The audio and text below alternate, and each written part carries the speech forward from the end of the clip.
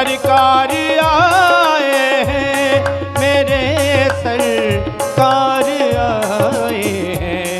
लगे कुटिया भी दुल्हन सी, लगे कुटिया भी दुल्हन सी, मेरे सरकार आए। लगे कुटिया भी दुल्हन सी, मेरे सरकार आए।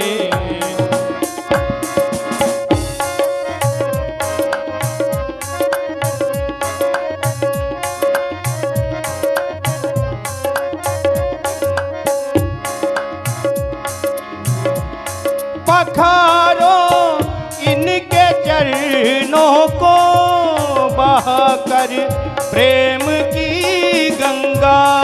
पखारो इनके चरणों को, बहाकर प्रेम की गंगा।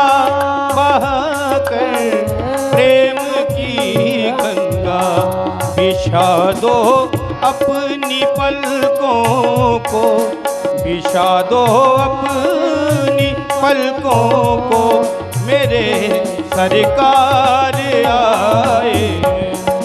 बिछा दो अपनी पलकों को, मेरे सरकार आए।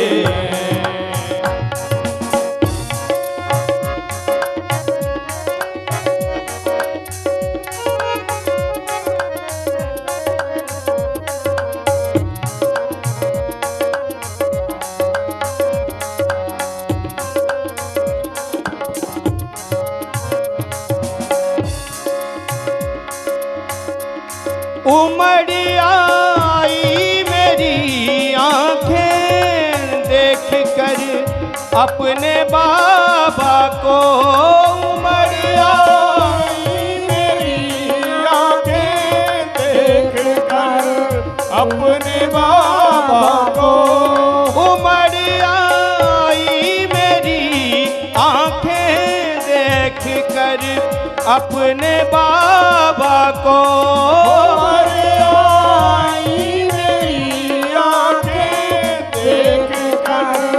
अपने बाबा को देख कर, अपने बाबा को। हुई रोशन मेरी गलियां, हुई रोशन मेरी गलियां, मेरे सरकार आए। सजा दो घर को गुलशन से, मेरे सरकार आए हैं। मेरे सरकार आए हैं, मेरे सरकार आए हैं।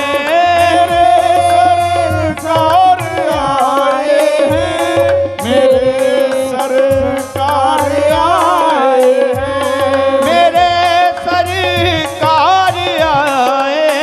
हैं, मेरे सरकार आए हैं। मेरे सरकार आए हैं, मेरे सरकार आए हैं। सजा दो घर को गुलशन सा, मेरे सरकार आए। सजा दो घर को गुलशन सा, मेरे सरकार आए हैं।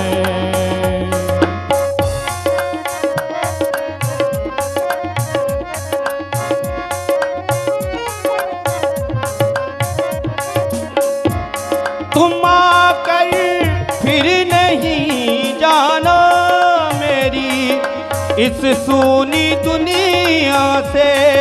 तुम आकर फिर नहीं जाना मेरी इस सूनी दुनिया से। तुम आकर फिर नहीं जाना मेरी इस सूनी दुनिया से।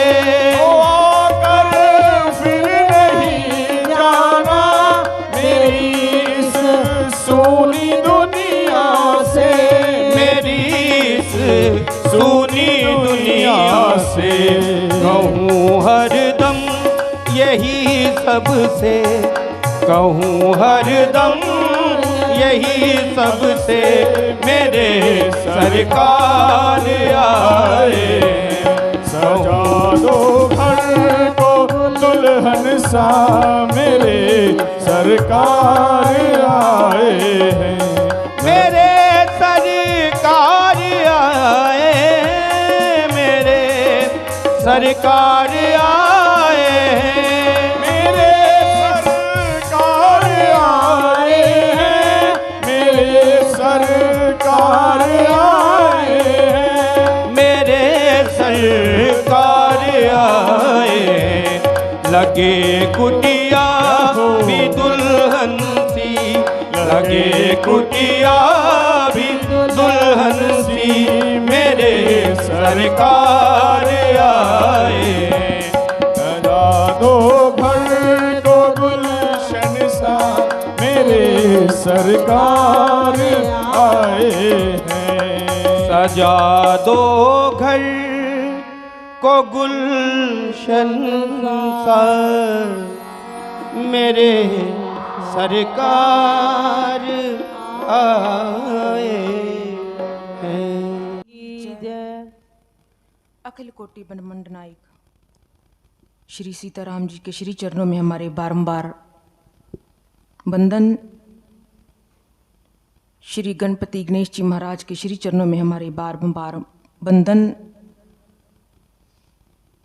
सबसे पहले वाणी की अधिष्ठात्री देवी माँ सरस्वती के श्री चरणों में हम प्रणाम वंदन करते हुए, नतमस्तक होते हुए कि माँ हमारी जीभा से ऐसे अमृतमय शब्दों को बुलवाना कि जो भी सुने ये अमृत वचन उसका रोम रोम खिल जाए, उसका जीवन सफल हो जाए, हमारा कहने से हो जाए और आपका सुनने से हो जाए।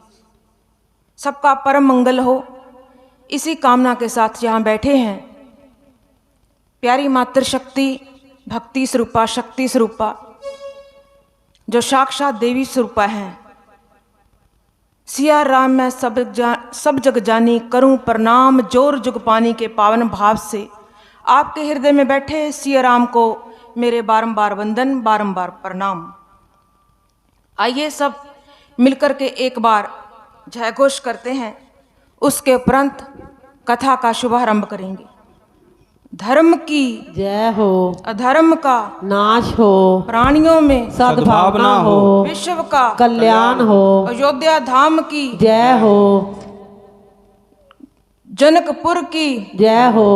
मेरे हनुमंत बलवंत कपिराज महाराज के श्री चरणों में हमारे बहुत बहुत वंदन, बहुत बहुत प्रणाम, क्योंकि उनकी कृपा होती है तो राम कथा होती है। हनुमंत लाल जी की अगर कृपा होती है उसी स्थान पर राम कथा होती है। तो उनके श्री चरणों में हम बहुत बहुत प्रणाम वंदन करते हैं, क्योंकि हनुमंत लाल जी का संभाव ऐसा है, उनको वरदान है राम जी का कि जहाँ भी राम कथा होगी मेरे हनुमंत लाल तूने पहले आकर के अपना स्थान ग्रहण कर लेना है। पहले स्थान ग्रहण कर लेना है और बाद में प्रस्थान करना है। वो हमारे पहले आके बैठ चुके हैं और बाद में जाएंगे सबको घर भेज के। तो आइए कथा के सत्र में चलते हैं। कल मैंने आपको बताया था कि जैसे बाबा शंकर माता से रुष्ट हो गए, याद है ना सबको कि जैसे बाबा शंकर माँ से रुष्ट हो गए। क्यों रुष्ट हो गए थे? क्योंकि माँ ने कहना नहीं माना था उनका। जो घरों में किसी का कहना ना माने फिर वहां घर टिकता नहीं। ये समाज के लोगों को एक संदेश दिया है माँ सती ने और बाबा शंकर ने, दुनिया के लोगों को, इस जगत के लोगों को, इस चराचर संसार के लोगों को एक इस कथा के माध्यम से संदेश दिया है। ये राम कथा एक बहुत बड़ा संदेश देती है हमें। बस अगर उस संदेश को हमने पकड़ लिया, अपने जीवन में उतार लिया, तो समझ लेना हमारा ग्रस्त सफल है। होए सोई जो राम रचि राखा, होई सो सोई जो राम रचि राखा, कोकर तर्क वडावन साखा। वही होता है जो मंजूर खुदा होता है, वही होता है ना जो मंजूर खुदा होता है। परमात्मा की मर्जी के बिना लोग कहते हैं कि पत्ता नहीं हिलता। हम भी आज यहाँ इस प्रांगण में बैठे हैं, राम जी की श्री कृपा से बैठे हैं। ये समझ लेना कि राम जी की कृपा है इसमें, उनका हमारे शीश पर हाथ है। राम जी की कथा कोई सुन नहीं सकता, कोई सुना नहीं सकता, कोई कर नहीं सकता, कोई करवा नहीं सकता। ये सारी मेरे सिया राम की कृपा है हम पर। बाबा भोलेनाथ का आज मन इतना दुखी है, इतना व्यथित है, इतनी भीतर वेदना है, इतनी पीड़ा है। क्योंकि अगर हमारी पत्नी किसी कारण दुखी हो तो ये स्वाभाविक है कि हमारे पति का मन भी साथ साथ दुखी हो जाएगा। क्योंकि जोड़ा है ईश्वर ने बनाया, ईश्वर ने दंपति का एक जोड़ा बनाया है। ये दो शरीर एक आत्मा होते हैं प्यारे मताओ। ये जो पति पत्नी का जोड़ा होता है ना, ये ऐसे ही नहीं ईश्वर ने रचा ये रचना। ये दो जिस्म एक आत्मा होते हैं, तभी अर्धांगिनी कहा है इसको। आधा अंग होती है पत्नी अपने पति का। तो आज सती जी बड़ी व्यथित हैं, दुखी हैं। बोले बाबा का मन भी बड़ा उचाट है, बड़ा उदास है। क्योंकि घर में ऐसा हो गया, दोनों में आपस में इतना डिप्रेशन है। क्योंकि सती जी ने कहना नहीं माना, भगवान उचाट रहने लगे। जब बाबा भोलेनाथ उचाट रहने लगे तो कहते बाबा वहां से प्रस्थान करने लगे, वहां से चल पड़े। कहाँ चल पड़े? कैलाश की ओर। क्योंकि कैलाश उनका घर है, वहां वो विराजते हैं अक्सर। तो जैसे ही मार्ग में जाने लगे कहते, तो मार्ग में एक भविष्यवाणी हुई। मार्ग में चलते चलते आकाश से एक भविष्यवाणी हुई कि महेश आपकी जय हो, हे महादेव आपकी जय हो, आपकी भक्ति बिल्कुल दृढ़ है, आपकी भक्ति में लेश मात्र भी संशय नहीं है। आपने तो आप राम स्वयं इस बात को जानते हैं, आपने तो मेरी खातिर अपनी पत्नी का परित्याग कर दिया। सच्ची भक्ति है ना, झलक दिखती है ना सबको कि सच्ची भक्ति है बाबा की, भोलेनाथ की। अगर सच्ची भक्ति ना होती, हम तो छोटी छोटी बातें छुपा लेते हैं, घरों में पर्दे डाल लेते हैं। बाबा ने संसार को दिखा दिया कि राम भक्ति क्या होती है, राम भक्ति की परिभाषा क्या है, राम भक्ति मिलती किसको है। लेकिन आज शंकर सहज स्वरूप समारा, लाग समाधि अखंड अपारा। आज बाबा की समाधि लग गई है, अखंड अपारा, अखंड समाधि लग गई है जो कभी टूटने वाली नहीं है। अब बाबा ने अखंड समाधि लगा ली है। यह समाधि पता कितनी देर की लगी थी? 87,000 वर्ष की। आज बाबा की समाधि 87,000 वर्ष हो गए बैठे बैठे ध्यान में। अब समाधि में बाबा ने लोगों को ये एक संकेत किया है कि जब हमारे घरों में कोई ऐसा फसाद हो जाए, ऐसा कला हो जाए, ऐसा कलेश हो जाए, तो कहते एक एकांत में जाकर के आराधना करने लग जाना। क्यों? नहीं गुस्सा होगा, पता नहीं किस पर उतर जाए। पहले ही घर बिखर चुका है, घर टूट चुका है, अगर वही गुस्सा और किसी के ऊपर भड़क गया तो मामला खत्म होने की बजाय और बढ़ जाए। बाबा कितनी सुंदर हमें बात बता रहे हैं कि जब ऐसी परिस्थिति घरों में आए तो परमात्मा के साथ जुड़ जाना चाहिए, नेत्र बंद कर लेने चाहिए, मौन हो जाना चाहिए, एकांत में बैठ जाना चाहिए। आज क्या हुआ? आज बाबा अपनी समाधि में विलीन हुए बैठे हैं। राम राम राम राम उनके भीतर चल रहा है, राम राम का सिमरन चल रहा है। बाबा को आज किसी चीज का भान नहीं है, उनको किसी चीज में रुचि भी नहीं है कि मैं क्या करूं क्या ना करूं। लेकिन पर एक बात जरूर है, जो माता सती जी है ना, इनके भीतर इतना दुख है कि मैंने रघुनाथ की, अपने इष्ट की मैंने परीक्षा क्यों ली। ये छोटा दर्द है क्या? हम ऐसे उठ के साधारण लोग हमने सदगुरु की परीक्षा लेने चले जाएं, हमें तो नरक भी नहीं झेलेंगे, नरकों में भी स्थान नहीं मिलेगा हमें। अगर हमने ऐसी बात कही कर दी। आज सती बहुत दुखी है कि मैंने अपने इष्ट का इतना बड़ा मैंने अनर्थ कर दिया, इतना बड़ा अपमान कर दिया मैंने बाबा राम का। मुझे मेरे पति महादेव मुझे रोकते थे, मैंने उनके वचनों को माना नहीं। अपनी जो बताऊं, जो स्त्रियां जो नारियां ना कभी कभी अपने घर में अपनी ज्यादा मर्जी चलाती हैं, बहुत अपनी ज्यादा मर्जी चलाई। मैं ये नहीं कहती कि जो घर की बागडोर होती है उसको छोड़ दो या ढीली छोड़ दो, नहीं नहीं नहीं, कुछ बैलेंस रखो उसको। पर हर चीज जो एक्सेस होती है, जो ज्यादा होती है, कभी कभी उसके परिणाम भी बहुत घातक सिद्ध होते हैं। ये घातक परिणाम का ही ये स्वरूप हमें देखने को मिलता है। आज माता भवानी जो है बड़ी विचलित है, बड़ी दुखी है। उसके मन में ये दुख मिटता नहीं है, एक दूसरे को बुलाते नहीं है। बाबा कहते हैं अगर मैं राम नाम की समाधि ना लगाई तो इससे बात नहीं करूंगा, ये और दुखी हो जाएगी, ये तो काम और बिगड़ जाएगा। बाबा ने आंखें मूंद ली, अपने समाधि में बैठे हैं, राम राम कर रहे हैं, राम राम कर रहे हैं। तो बंधुओं, एक बात मैं आपको कह दूं, ये कथा जो राम कथा है, आपने कल एक एक बात को सुना है। जो राम कथा है ये बाबा राम ने भी सुनी, बाबा राम की जो राम कथा है महादेव ने भी सुनी और सती जी ने भी सुनी। परस्पर बैठ करके एक आसन पर बैठ करके कुंभ ऋषि से सुनी थी।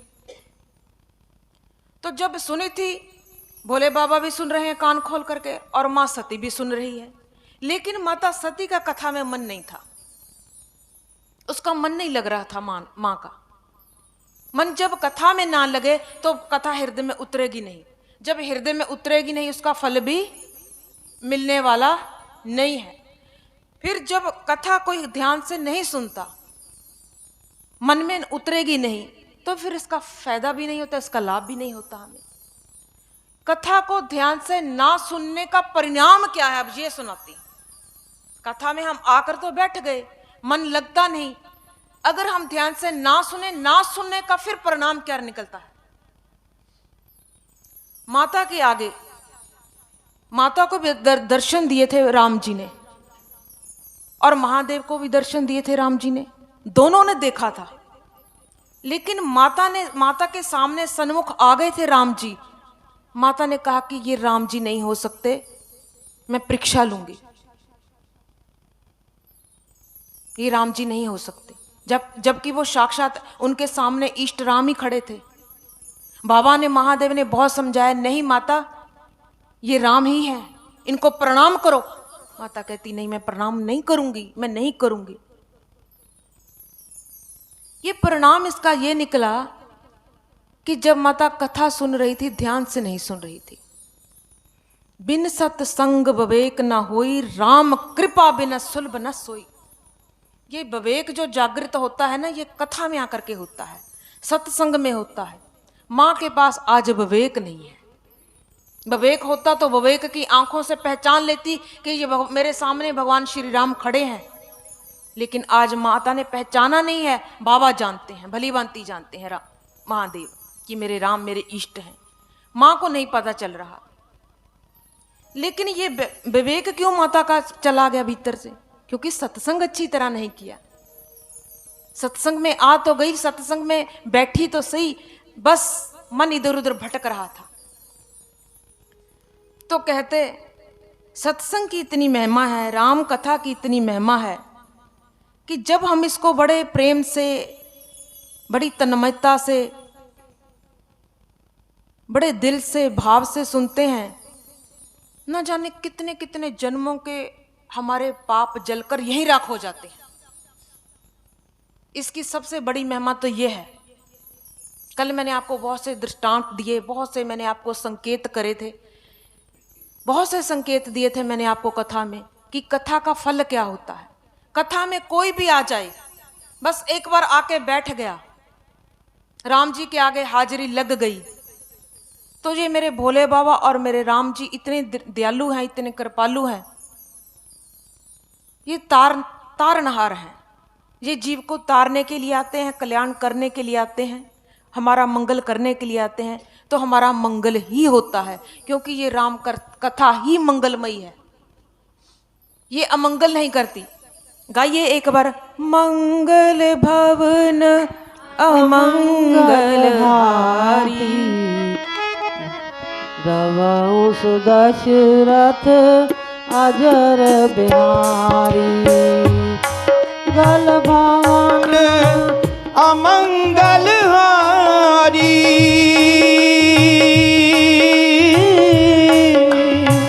द्रवहु न दशरथ अजर बिहारी। राम सिया राम जय जय राम राम, राम सिया राम जय जय राम, सिया राम जय जय राम राम, राम सिया राम जय जय राम। जो मंगल करने वाले हैं वो राम जी हैं, हमारे अमंगलों का हरण करने वाले हैं, अमंगलहारी। जो हमारे अमंगलों का हरण करते हैं वो राम जी हैं। लेकिन आप सोचते होंगे, जिनके घर में राम जी पैदा हो गए, जिस दशरथ के राम जैसे अवतार अवतरित हुए हैं, देखो उनके घर में भी अमंगल हो रहा है। भाई ये अमंगल नहीं हो रहा है, ये लीला हो रही है। राम के घर में कभी अमंगल नहीं हो सकता, वो तो स्वयं साक्षात पारब्रह्म परमेश्वर हैं। परमेश्वर के घर में कभी अमंगल नहीं हो सकता, वो परमात्मा है। तो ये तो भगवान ने राम कथा बनाने के लिए लीला करी है। अगर भगवान ऐसी लीला ना करते तो राम कथा संपूर्ण ना होती। कहते एक बार ना हरनाक्ष तप करने के लिए जा रहा था। जैसे वो तप करने के लिए जा रहा था तो इनकी जो पत्नी थी क्यादू गर्भवती थी।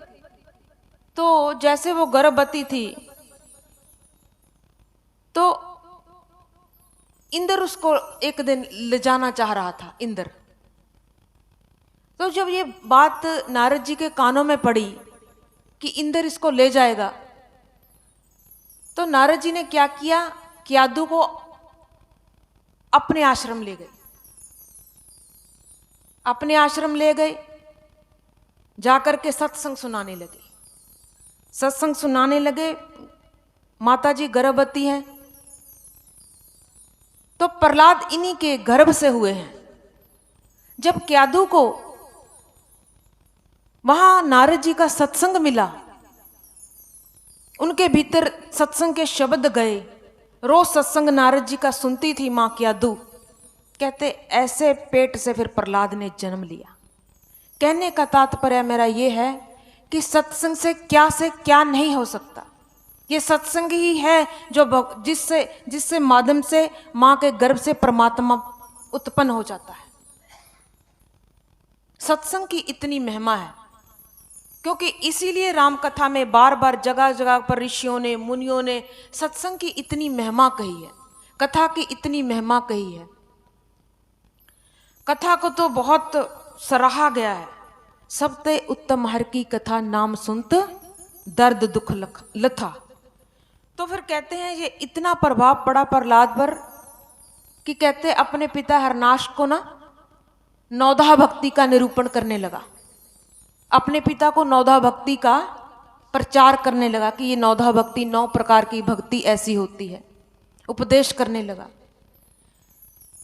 तो सभी को पता होगा कि 9 प्रकार की भक्ति होती है, लेकिन मेरा एक मानना है, मेरा एक कहना है कि 9 प्रकार की भक्ति होती है, 9 ही ग्रह होते हैं। कभी कभी हम कहते हैं कि हमारे जो ग्रह है ना हमारे विपरीत हो गए, इसलिए हमारा ये काम नहीं बन रहा, इसलिए विघ्न बाधा आ रही है, हैं? हम कह देते हैं हमारे जो 9 ग्रह है ना, नवग्रह, ये हमारे विपरीत हो गए हैं, इसलिए हमारे कार्य में बाधा हो रही है। तो मैं कहती हूं आपसे, एक मेरा परामर्श है कि जब किसी का कोई भी ग्रह किसी के विपरीत हो जाए, उल्ट हो जाए, तो उसके ऊपर एक अनुग्रह होता है जो वो श्री राम का होता है। फिर उसके ग्रह कुछ बिगाड़ नहीं सकते। तो इसी प्रकार नौदा भक्ति के ऊपर एक और भक्ति होती है, वो होती है प्रेमा भक्ति। जो प्रेमा भक्ति होती है ये सर्वोपरि भक्ति है। ये प्रेमा भक्ति किसको मिली थी राम कथा में? शबरी को, शबरी को मिली थी ये प्रेमा भक्ति।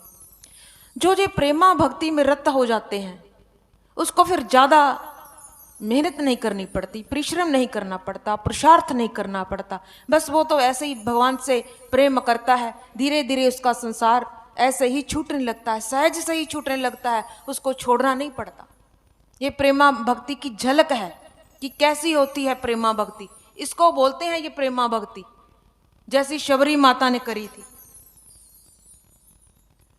कहते हम संसारी लोग हैं, गृहस्थी लोग हैं, लोग कहते हैं हम कैसे भक्ति करें।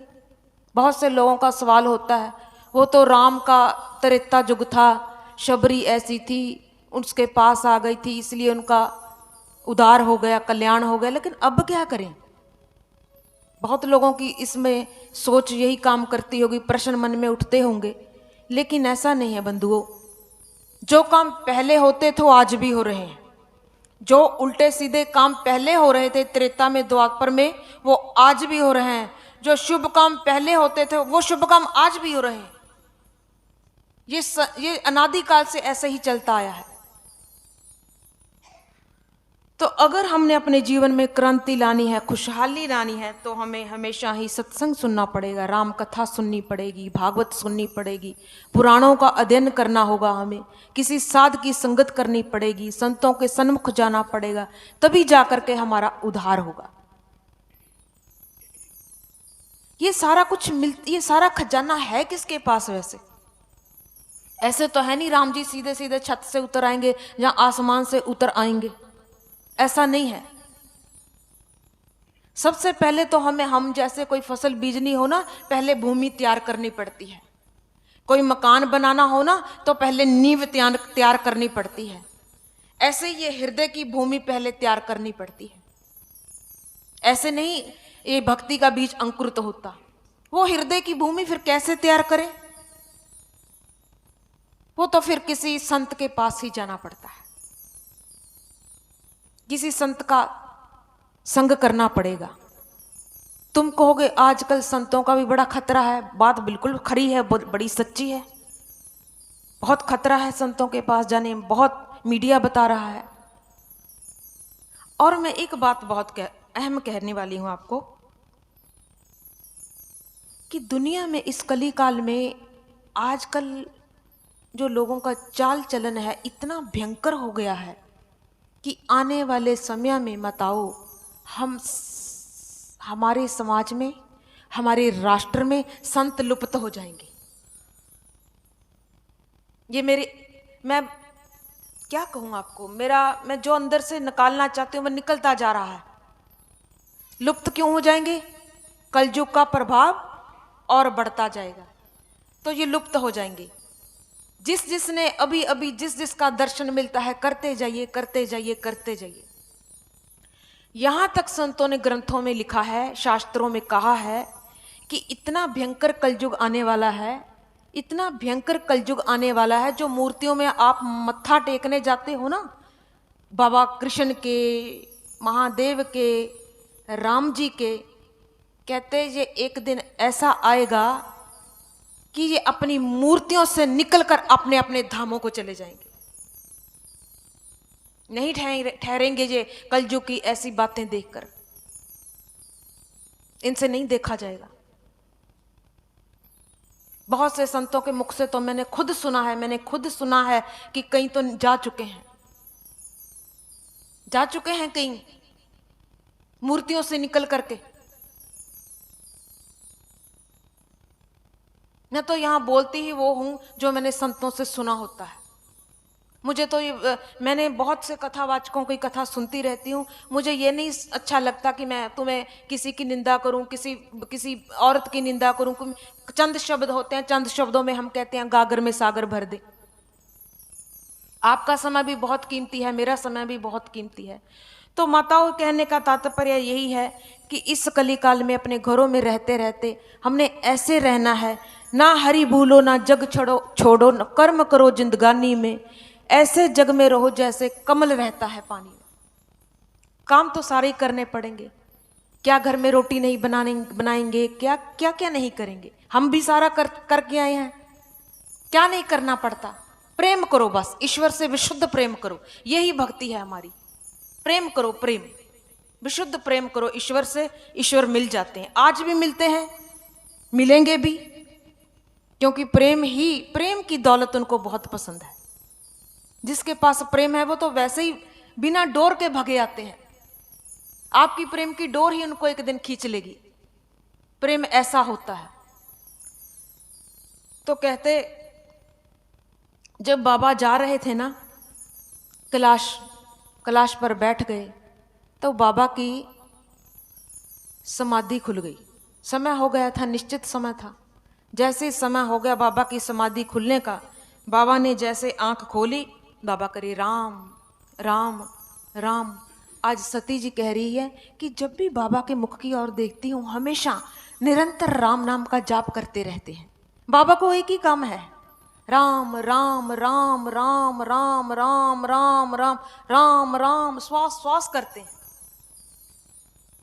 लेकिन इस जीव को भी कहा है कि श्वास श्वास जपो। श्वास बड़े कीमती हैं, श्वास श्वास राम राम कर। लेकिन जब बाबा ने देखा कि मेरी पत्नी थोड़ी उचाट है, बाबा ने कहा ऐसा करता हूं, मेरे पास एक उपाय है, इसको राम कथा सुनाता हूं। देखो अवतारों के पास, साधु संतों के पास क्या दवाई है? एक ही दवाई है, दवाई एक ही है, राम का नाम। आज फिर बाबा ने राम की कथा प्रारंभ करी। जैसे ही सुनाना शुरू किया माता को, माता का फिर मन नहीं लग रहा। माता इधर उधर देखती है, माता स्थिर नहीं बैठी है। जब मन स्थिर ना हो कथा में, मन ऊब जाता है, हम घड़ी देखने लगते हैं, अरे कब खत्म होगी, कब जाएं। बाबा देखने लगे, माता सुनते सुनते आकाश की और ऐसे देखने लगी, अरे के पूछने लगी बाबा से, महादेव से पूछने लगी, बाबा ये आकाश में किसके विमान उड़ के जा रहे हैं? बाबा ये आकाश मार्ग से ये इतने सारे जो विमान जा रहे हैं, ये कहाँ को जा रहे हैं, किसके जा रहे हैं, किधर को जा रहे हैं? बाबा ने कहा कि ऐसा है देवी, ये जो विमान जा रहे हैं ना, ये तेरे जो पिता है ना दक्ष, उसकी घर को जा रहे हैं। वो क्यों जा रहे हैं? वो क्यों जा रहे हैं बाबा? आज देवी तेरे पिता के घर एक बहुत बड़ा समारोह है। तो वे ऐसे है बाबा, भोलेनाथ मैं आपसे प्रार्थना करती हूँ, मैं विनती करती हूँ, निवेदन करती हूँ, मैं भी चली जाऊं। बाबा अगर आपकी आज्ञा हो तो मैं भी चली जाऊं। बाबा कहते ना देवी ना, हमें तो कोई निमंत्रण पत्र नहीं आया। हम संसार के लोग, साधारण लोग, जब तक हमारे घरों में कोई इनविटेशन ना आए, कोई पत्र ना आए, तो हमारा मन नहीं मनता जानने को। कोई पूछती है सहेली, कोई पड़ोसी पूछे कि जाना नहीं आपने, ना ना ना, हमें तो कोई फोन ही नहीं आया, हमें कोई संदेशा ही नहीं आया, हम क्यों जाएं? गलानी होती है ना कि हम बिना बुलाए किसी के चले जाएं। तो सती जी आज कह रही हैं कि नहीं बाबा, नहीं नहीं नहीं, ऐसा नहीं, वो तो मेरे पिता है ना, कोई पराये थोड़ी है। बेटी तो अपने पिता के घर, मायके घर जब मर्जी जा सकती है, इसमें निमंत्रण की थोड़ी आवश्यकता होती है। बेटियां तो बेटियां ही होती है ना बाबा। नहीं देवी, ऐसे नहीं जाना चाहिए। जब हमें कोई निमंत्रण ही नहीं आया, कोई संदेशा नहीं आया तेरे मायके से। नहीं बाबा मैं तो जाऊंगी। माँ जिद करने लगी। माँ आज भी जिद करती है, मेरे बोले बाबा का वचन नहीं मान रही। माँ आज भी जिद करके चली गई। बाबा कहते रुको ठहरो, एक बात सुनाता हूं। माता कहती, सती कहती, वैसे बाबा मुझे ये बताओ कि मेरे पिता ने आपको बुलाया क्यों नहीं, संदेशा क्यों नहीं दिया? इसमें क्या वजह रही होगी? आपका दिमाग क्या काम कर रहा है, आपकी बुद्धि क्या काम कर रही है? बाबा ने कहा अगर ऐसा पूछना चाहती है तो बैठ मेरे सन्मुख, मैं बताता हूं।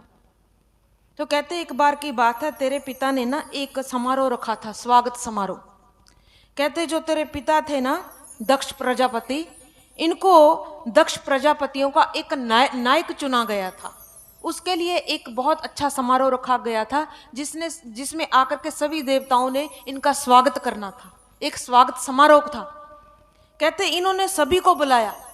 तेरे पिता ने उस समारोह में, उस आयोजन में सभी को बुला लिया। किस किस को बुलाया उस आयोजन में? ब्रह्मा जी को, विष्णु जी को और मेरे को स्वयं।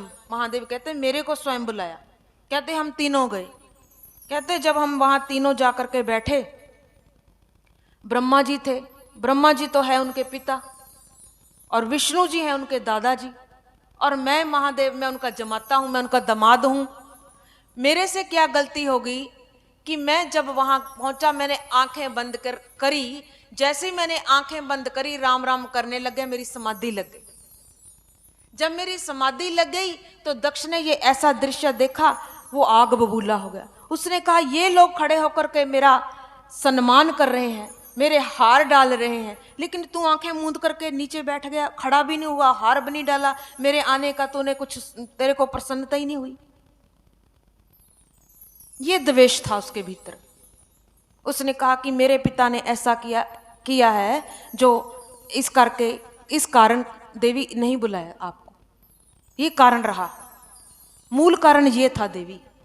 जब सती जी को ये पता चला कि ऐसा किया है मेरे पिता ने, तो फिर भी सती जी कहती कोई बात नहीं बाबा, मैं चली जाती।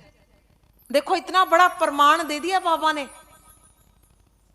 प्रमाण दे दिया इतना बड़ा मां सती को, लेकिन फिर भी नहीं मानी। क्यों नहीं मानती बार बार? वैसे वो त्रिलोकीनाथ की बात क्यों नहीं मानती माता सती?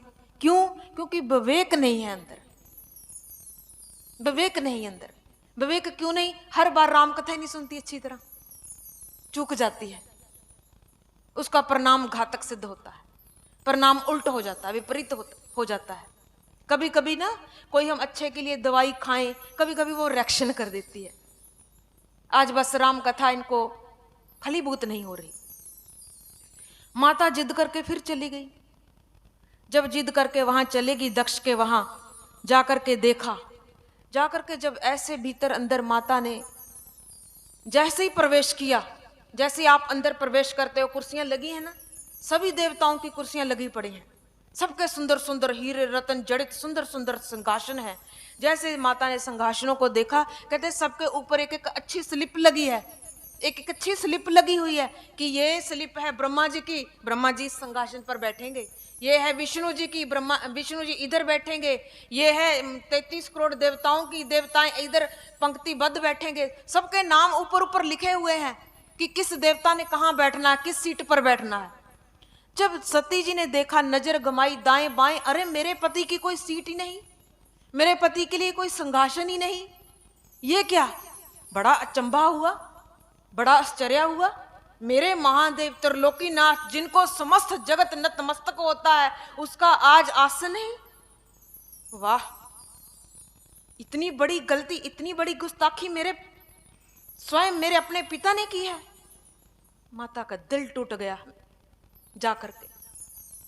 अरे पिता भी ऐसे होते हैं? ऐसा व्यवहार मेरे पति के साथ? जब भी मारा अपनों ने मारा, गैरों में क्या दम था। मेरी किश्ती वहां रुकी जहां पानी कम था। जब भी मारते हैं देवियों, अपने ही मारते हैं। जब भी दगा देते हैं, अपने दगा देते हैं, कोई दूसरा दगा नहीं देता। अपना ही पिता है, अपने ही पिता ने अपनी ही बेटी का अपमान किया है। देखो कितनी सीख मिलती है राम कथा से। अपने ही जख्म देते हैं, अपने ही घाव देते हैं, अपने ही तिरस्कार करते हैं। दूसरों का क्या लेना देना? दूसरे तो अच्छे हैं, रोज सत सलाम करते हैं, हाल चाल पूछते हैं, जलते तो अपने हैं। नाता एक राम जी से, दूजा नाता तोड़ दे। नाता एक राम जी से, दूजा नाता तोड़ दे। बस देवियों, एक राम जी से नाता जोड़ लो, इस भवसागर से भी पार हो जाएंगे, इस लोक से भी हम जीत कर चले जाएंगे और परलोक में भी सुखी से रहेंगे।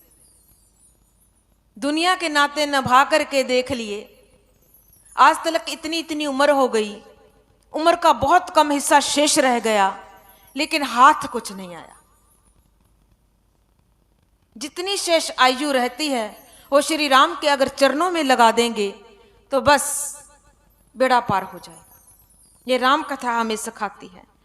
तो कहते जब बाबा के यहाँ पहुँचे हैं महादेव, तो जैसे बाबा के वहाँ पहुँचे तो इतनी निंदा की बाबा की दक्ष ने इतनी निंदा करी। कहते साथ जो सेवक थे वो भी लग गए। उन्होंने कहा जब हमारा मालिक बोलता है ना तो हम भी लग जाते हैं। मालिक को ये तो लगेगा कि ये हमारे पक्ष के हैं सेवक, वो भी लग गए। सेवकों को कह दिए दक्ष ने कि आज के बाद ये मेरी सभा में ना आए, आज के बाद इसको सावधान कर दो, मेरे किसी समारोह में ये कभी यहां ना आए, मेरे यहां ना आए कभी महादेव। कोई भी मेरे यहां कोई कार्य हो, कोई शुभ हो कोई अशुभ हो, मुझे नहीं जरूरत महादेव की। निकल जाए, अभी से यहां से निकल जाए, हमें नहीं जरूरत इसकी। हमने तो पहले इसका स्थान नहीं रखा, इसको शर्म आनी चाहिए। इसका हम पीने के लिए खाने के लिए कोई पात्र नहीं रखा, इसको शर्म आनी चाहिए महादेव को। ये कैसे घुस गया हमारी सभा में। ए सभापति हो, मैं तुम्हें वंगार कर कहता हूं, मैं तुम्हें सावधान करता हूं, आइंदा महादेव हमारी सभा में ना आए। अगर मेरी सभा में आए तो जानते रहना। सेवक सभी भयभीत हो गए, डर गए। किसका निर्देश है, संदेश है? दक्ष का। क्यों? क्योंकि अंदर अभिमान है। ये अभिमान का कैंसर है, इसकी दवाई नहीं है। बड़ों को लगता है ये पद का अभिमान है दक्ष को। लेकिन दक्ष ये भूल गया, अज्ञानी है, कि अरे तू मूर्ख, तेरे पास तो छोटा सा पद होगा। मेरे जो महादेव हैं, देवों के देव हैं, भोलेनाथ हैं, वो तो त्रिलोकी नाथ का पद है उनके पास। अरे मूर्ख। लेकिन नहीं समझ आती, ये समझ सत्संग के बिना आ भी नहीं सकती। बहुत सी जब गालियां देने लगा, कहता यहां तक कह दिया ये तो मरकट लोचन है। समझते हो क्या होता है? इसकी आंखें बंदर जैसी हैं, निकालो इसको सभा से बाहर। कहां बंदर आ गया, ऐसा बोला। बड़ी सभा में हाहाकार मच गई, त्राहिमाम। अरे महादेव का अपमान, अरे महादेव का अपमान हो गया, क्या करें। ये सारा दृश्य मां सती देख रही है। कोई हमारे पति को छोटा सा वाक्य बोल देना, औरत के तन बदन को आग लग जाती है। देवियों, ये रिश्ता ऐसा है, जरा कल्पना करके देखना। सती का क्या हुआ होगा? मेरे आगे झलक आती है, इसलिए मेरी आंखों में वो जल आता है। जब मैं बोलती हूं, मेरे आगे वो दृश्य आता है। सती से सहा नहीं जाता। सती बहुत व्याकुल है, अंदर से बहुत व्याकुल है, और अंदर से महसूस भी करती है कि मैंने बहुत बड़ी गलती की। मैंने अपने स्वामी का कहा नहीं माना। कहा माना होता, आज ये दिन देखना ना पड़ता। हाथ जोड़ती हूं, हे प्रभु, आगे से मैं ऐसी गलती कभी नहीं करूंगी जीवन में। क्षमा मांगती हूं आपसे, क्षमा मांगती हूं मेरे से। मैं अपराधी हूं, मेरे से और नहीं सहा जाता। मैं बहुत अपराधी हूं, मैंने घोर अपराध किया स्वामी महादेव, मैंने घोर अपराध किया, मुझे क्षमा करना। चरणों में गिर गई।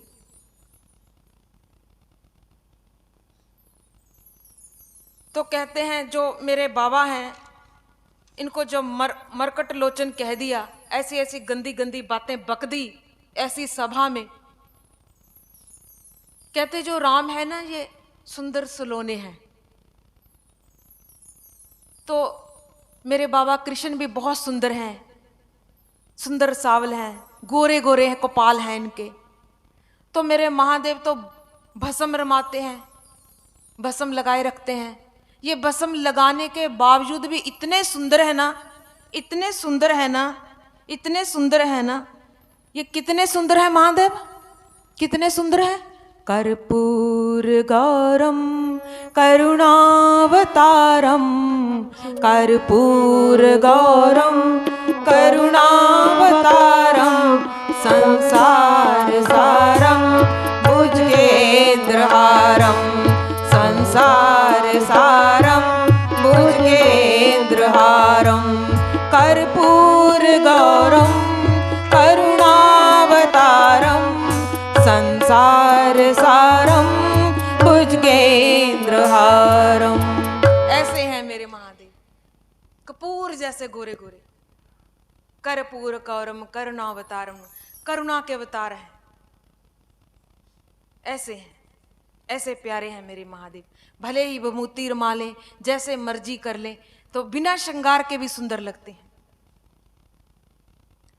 तो माता पार्वती ने देखा तो माता कहती, अब मैं घर जाके वापस क्या करूंगी, पति को मुंह नहीं दिखाऊंगी, जाकर के क्या जवाब दूंगी कि मेरा इतना तिरस्कार हुआ है, अब घर नहीं जाना वापस, मैंने घर नहीं जाना, मरूंगी तो यहीं मरूंगी,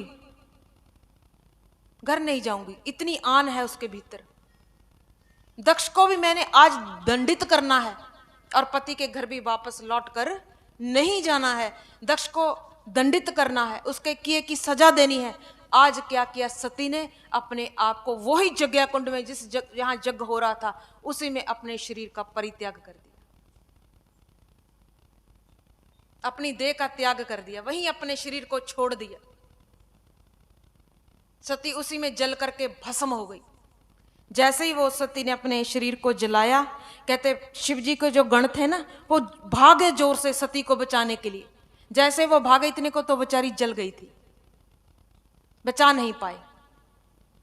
जब वो ऐसे यज्ञ कुंड में मां जल गई तो कहते जाकर के गणों ने ना, शिव के गणों ने जाकर के माता का ये मरण का संदेशा भोलेनाथ को दिया। जब बाबा भोलेनाथ को ये सूचना दी कि माता सती अपने पिता के दक्ष के यज्ञ कुंड में उसने शरीर का परित्याग कर दिया, वहां उसने अपना देह छोड़ दिया। जब ये बात सुनी महादेव ने, मेरी पत्नी, मेरी देवी, मेरी महादेवी दक्ष के यज्ञ में अपने शरीर को दे दिया और मर गई। ओहो, ये क्या हो गया। बाबा ने क्या किया, अपनी जटाओं को खोला, बंधी हुई जटाओं को बहुत जोर से खोला, बड़े बेग से, बड़े जोर से, बड़ी बलवत्ता से जटाओं को खोला और जोर से जमीन पर पटक दिया। जैसे ही जमीन पर, पृथ्वी पर अपनी जटाओं को खोल के पटका ना, कहते उसी जटाओं से के एक बाल से वीरभद्र प्रकट हो गए। बोलिए वीरभद्र महाराज की जय। वीरभद्र को अपनी जटाओं के एक बाल से उत्पन्न कर दिया बाबा ने आज। वो वीरभद्र कहाँ पहुंचा है, यहां माता ने अपने शरीर को त्यागा है, उसी स्थान पर जब पहुंचा है, जाकर के बाबा ने क्या किया, इसने वीरभद्र ने क्या किया, जाकर के जो वो जग वहां हो रहा था ना, सारा विध्वंस कर दिया, तहस नहस कर दिया, तहलका मचा दिया। जाकर के बड़े वेग से गया, बड़े जोश से गया। जब जग विध्वंस कर दिया तो कहते इसने जाकर के दक्ष का शीश काट दिया।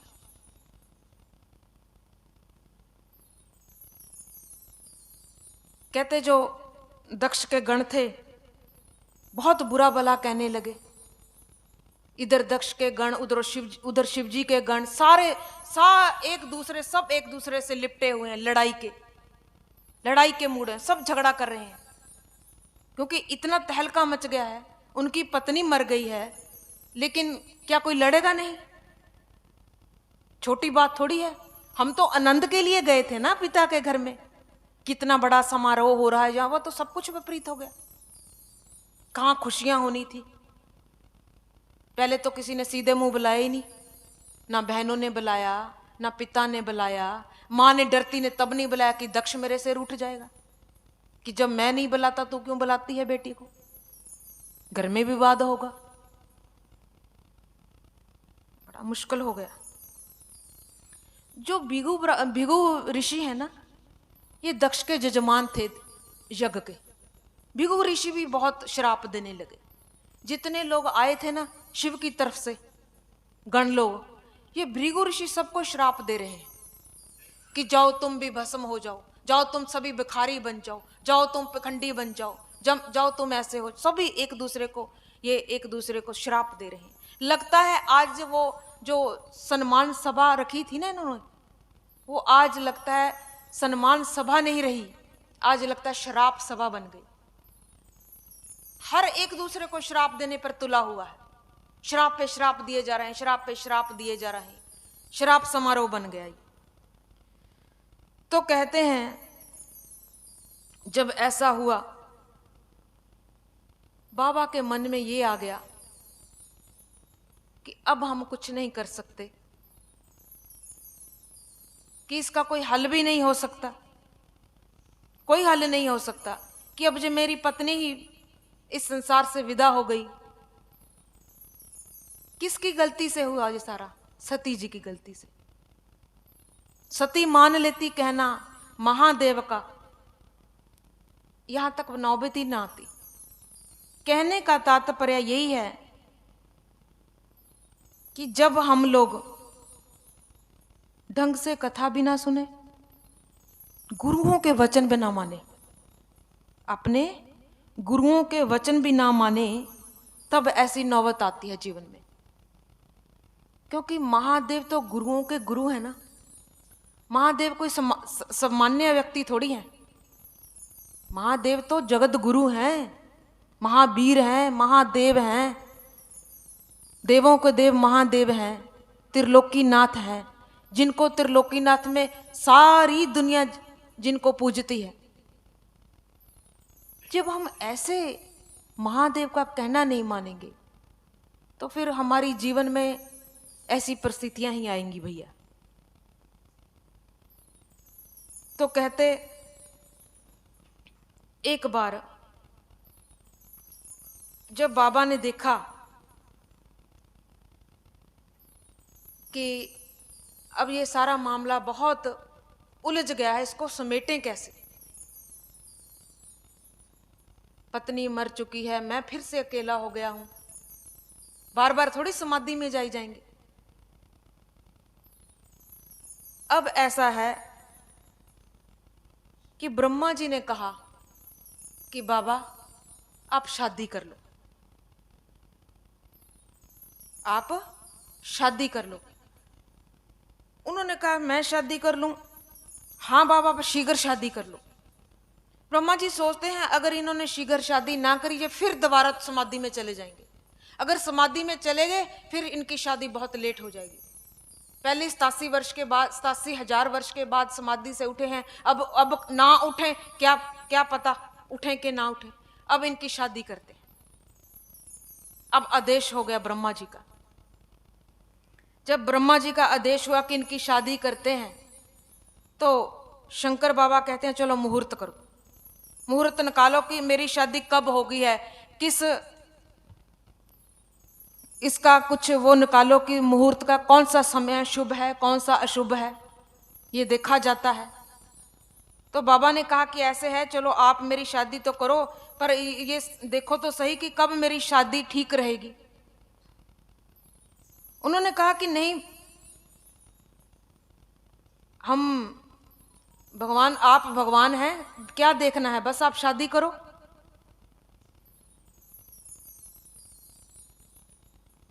तो बाबा को उनकी ये बात बहुत अच्छी लगी। तो बाबा को एक बात याद आ गई। बाबा सोचते हैं कि पूर्व जन्म में मेरे को एक ध्यान में एक बात आ गई कि एक तारकासुर नाम का एक असुर है। वो लोगों को क्या कि देवताओं को, ब्रह्मा जी को और अन्य देवताओं को इतना त्रास देता है, इतना दुख देता है कि वो प्राण बचाने के लिए कहीं किस लोक में चले जाते हैं, कभी किस लोक में देवता लोग चले जाते हैं, कभी किस लोक में चले जाते हैं, कभी किस लोक में चले जाते हैं। तारकासुर ने इतना आतंक मचा रखा है, बहुत डरते हैं तारकासुर से। वो कहते हैं बाबा ऐसा है, तारकासुर ऐसा है कि इसने ब्रह्मा जी से वरदान मांग रखा है। ब्रह्मा जी से वरदान क्या मांग रखा है कि मैं अमर हूं, मेरी कभी मृत्यु ना हो, मुझे ऐसा वरदान दो। ब्रह्मा जी ने कहा कि देखो ये मृत्यु लोक है, जो जिसका जन्म होता है वह एक न एक दिन जरूर मरेगा ही मरेगा। ये शरीर मरण धर्मा है, जिसने जन्म लिया वो एक न एक दिन मरेगा ही मरेगा। ये कैसे हो सकता है कि हम तेरे को कैसे ये वरदान दे दें कि तू अमर रह? ये वरदान हम कभी नहीं दे सकते, ऐसा नहीं हो सकता। तो बाबा ने कहा कि फिर क्या हो सकता है, आप ही कहो। उसने कहा बाबा ऐसा है कि अगर आप मुझे कह दें कि आपका वध भोलेनाथ का बेटा कार्तिकेय जी उसी के हाथों होगा, तो ये मुझे ये वरदान दे दीजिए। विष्णु भगवान कहते हैं तथा अस्तु, मुझे ये वरदान दे दीजिए। अगर आपने अमर तत्व का वर्ण मैं मांगता हूं, अमरता का नहीं वर दे सकते तो एक बार तो मुझे दे दीजिए ना, कि मैं जब भी मरूं शिव के पुत्र से के हाथों मरूं। बड़ा चालाक है। क्या सोचता है कि बाबा समाधि में चले जाएंगे। बाबा को संभाव है समाधि में जाना, बार बार बाबा समाधि में चले जाते हैं। तो कहते हैं जैसे बाबा समाधि में चले जाएंगे, मन ही मन सोचता है, ना होगा बांस ना बजेगी बंसी, समाधि में चले जाएंगे। कौन शादी करेगा जब समाधि में बैठे रहेंगे? समाधि में चलेंगे ना होगी शादी, शादी नहीं होगा तो संतान नहीं होगी, संतान नहीं होगा तो कोई मारेगा नहीं मुझे। बहुत सस्ता सौदा सोच लिया। तो इसने कहा कि ऐसा करो। उन्होंने कहा तथास्तु, ठीक है। तो जैसे ही भगवान ने ये वर दिया, कहते बोले बाबा एक दिन वैसे ही सहज समाधि में बैठे थे, जैसे आम राम राम करते आंखें बंद कर लेते हैं। तो लोगों में ये हाहाकार मच गई कि बाबा समाधि में चले गए, अब हमारी समस्या का समाधान कैसे होगा? उन्होंने कहा कोई हिम्मत नहीं कर सकता बाबा को समाधि को उठाने की, क्योंकि बाबा समाधि में है तो किसी की हिम्मत नहीं है इस संसार में कोई बाबा की समाधि खोल दे। ये कच्ची भक्ति नहीं है कि किसी को थोड़ा ऐसे कह के दिया ओ उठ जाके बंदा उठ गया। ये शंकर हैं, शंकर बोले बाबा की समाधि है, किसी सामान्य व्यक्ति की समाधि नहीं है। सारे अपना अपना दिमाग लड़ा रहे हैं कि अब बाबा समाधि में आंखें बंद करके बैठे हैं, भले ही लगातार बड़ी समाधि नहीं है, एक अल्पकाल के लिए समाधि है छोटी सी। अब अगर हम इनको उठाएंगे तो निरादर भी होता है, अपमान भी होता है बाबा का। अगर नहीं उठाएंगे तो समस्या का समाधान नहीं होगा। तो अगर नहीं उठाएंगे तो समस्या का समाधान नहीं होगा। तो उन्होंने कहा कि फिर क्या करना चाहिए? उन्होंने सोचा कि ऐसा करते हैं कि इस संसार में कौन सा ऐसा ताकतवर योद्धा है, ताकतवर योद्धा, बलवान, रिष्ट पुष्ट, ऐसा कौन व्यक्ति इस संसार में है जो मेरे भोलेनाथ की समाधि खोल सके। उन्होंने जब दिमाग लगाया, उन्होंने कहा इस संसार में सबसे बड़ा कामदेव है। कामदेव ही बोले बाबा की समाधि खोल सकता है, वही इसको उठा सकता है, अन्यथा किसी की हिम्मत नहीं है। ये काम ही राम से दूर करता है बंधुओं। काम का अर्थ क्या है? पहले काम के अर्थ को ही सुन लो। आज काम के अर्थ को ही सुन लो आप। कुछ लोग कहते हैं काम ये होता है काम वासना। नहीं, काम को काम वासना नहीं कहते। काम वो होता है जिसके पीछे हमारी बहुत बहुत कामनाएं होती हैं, वही काम है। जिसके पीछे हमारी बहुत कामनाएं होती हैं वही काम होता है। एक के बाद एक कामना। आज 100 मिला है, कल 1000 मिल जाए। आज 1000 मिले, कल 10,000 मिल जाए। आज 10,000 मिला, कल लाख मिल जाए। यही भक्तों कामनाएं हैं। बहुत से लोगों ने इसका विस्तार किया। कोई कहता है काम वासना को काम कहते हैं, नहीं, संतों ने इसका बहुत सुंदर विवेचन किया है कि काम को कामनाओं के साथ जोड़ा है।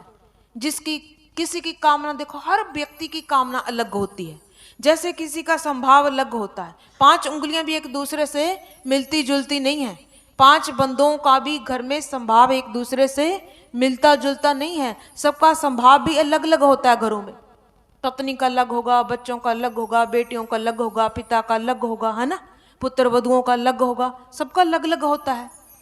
तो ऐसे ही सबका स्वभाव भी अलग अलग होता है। आज उन्होंने सोचा, विचार किया मन ही मन में कि काम को कहते हैं, ये ड्यूटी काम की लगाते हैं कि कामदेव तू, तेरे को हम एक काम सौंप रहे हैं कि बाबा फला जगह पे समाधि में बैठे हैं, अल्प समाधि में, कि आपने उनको जगाना है, जैसे ही वो जगाएंगे तो अपना कार्य प्रारंभ करेंगे। काम ने कहा मेरी तो हिम्मत नहीं पड़ती, ऐसा अनर्थ मैं करूं, भोले बाबा के आगे जाऊं, उनको जगाऊं, इतना बड़ा मैं घोर पाप नहीं कर सकता। कोई पाठ पूजा करे किसी को, अगर मैं आपको एक बात बताऊं, मुझे कोई पाठ पूजा करे ना, अगर हम उसकी पाठ पूजा में बाधा बनते हैं, कोई विधान करते हैं, उसका दोष हम के ऊपर आता है, हम दोषी हो जाते हैं। एक बार मैं बहुत कथा एक बार पढ़ रही थी, बहुत पुरानी बात है, इसी प्रांगण में सुना रही थी बैठी, बहुत वर्षों की बात है। एक बार ना वैकुंठ लोक में कथा चल रही थी, तो बहुत सी देवियां, जैसे आजकल लोग लहंगे, बड़ी बड़ी सुंदर ड्रेसें पहन करके जाती हैं सत्संगों में, है ना, आजकल ऐसा चलन है। सिंपल कपड़ा बहुत दूर होता जा रहा है, बस आजकल ये चलता है। तो कहते ऐसे सभा बैठी थी बाएं और दाएं और साधुओं और संतों की सभा बैठी हुई थी। तो कहते ऐसे वे वहाँ ऊपर की देवियाँ बहुत सुंदर सुंदर हीरे जड़ सुंदर वस्त्र पहन करके आई तो साधु को टकरा गया उसका वस्त्र। साधु आंख बंद करके ध्यान मस्त बैठा हुआ था। तो कहते साधु ने आंख तो नहीं खोली, लेकिन जैसे ही साधु को ये भान हो गया अंदर की मेरा वस्त्र हिल गया, जहां किसी का हाथ लगा, जहां छुहा गया, तो कहते तत्काल उसको श्राप दे दिया। मैं तो हमेशा कहा करती हूँ, कभी भी मैं कहीं संत सम्मेलन में चले जाऊं, कहीं मैं औरतों को बोलते देख लूं, जहाँ मोबाइल करते देख लूं, मैं कहती हूँ भैया तुम्हें नहीं समझ, लेकिन मुझे ये पता है ये पाप है। तभी संत साधु ये कह के बिठाते हैं स्विच ऑफ कर दो, पाप है ये। तो कहते हैं आज कामदेव समाधि भंग करने के लिए महादेव की चल पड़े हैं। सभी लोगों ने रोका कि कैसे करोगे। उन्होंने कहा कि जब देखो बंधुओं, एक मैं आपको बात बताती हूँ, बड़ी अहम बात है, बहुत प्यारी बात है। मैंने बहुत कुछ चीज़ें अपने अनुभव से मैं लिखती हूँ अपनी डायरी पर। सभी लोग कहते हैं काम बुरा होता है। बहुत से लोगों की ये धारणा रही है इस संसार में कि काम बुरा है। हर चीज, excess of everything is bad. Excess चीज तो सारी बुरी होती है। मैं 2 रोटियों से 4 रोटियों खा लूं, पेट तो मेरा ही खराब होगा, है। तो इसीलिए हर चीज जो ज्यादा होती है वो दुखदाई होती है। तो आपने एक चीज जरूर सुनी होगी कि इस संसार में लोग कहते हैं 5 चीजें हैं, काम, क्रोध, लोभ, मोह, हंकार। वाणी में भी ये 5 ही आई हैं, बाकी बाद में जोड़ देते हैं मद मत्सर। 5 तो यही गुरबाणी में तो यही बोलते हैं, बाकी संत बोलते हैं मद मत्सर।